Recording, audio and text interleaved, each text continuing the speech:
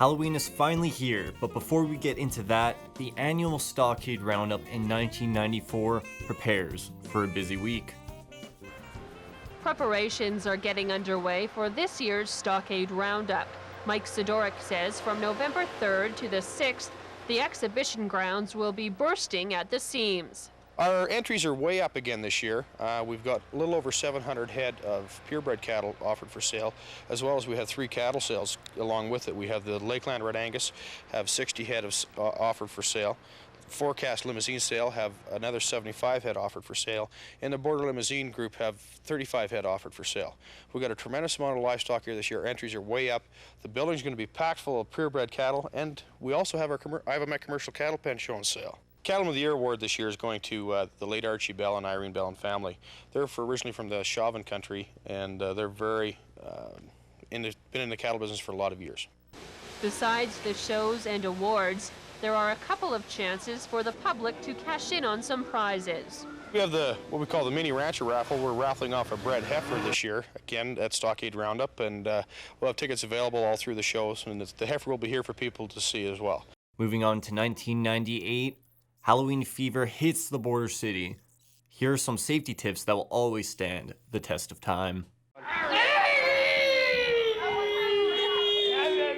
The ghosts and goblins will be out in full force tomorrow night. Yes, it's that time of year to don the creepy costume, run around the town, and howl at the moon. And the great thing is, you won't get arrested. But our CMP have a few tips to keep trick-or-treaters safe. First of all, we want the kids to be safety, and the first rule of thumb there, I guess, is that they be visible. Let's go, Devil Dogs! And that they be in a well-lit part of town, in a residential area with lots of street lights.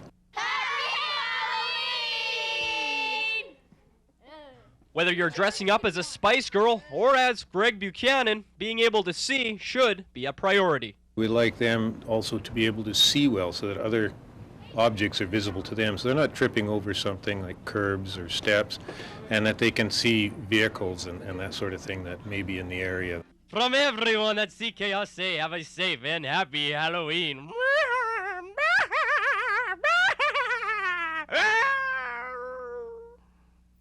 And for those not bundled up enough, in 1998, Border Bowl holds their own Monster Mash.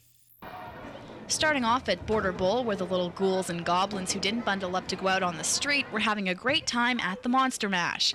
For $8, kids 12 and under could dress in costume, stay out of the cold, and bowl for a couple of hours.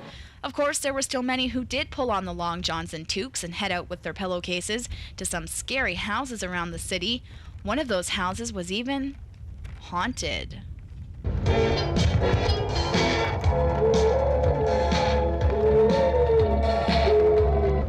Welcome to my chambers of midnight madness. Whoa!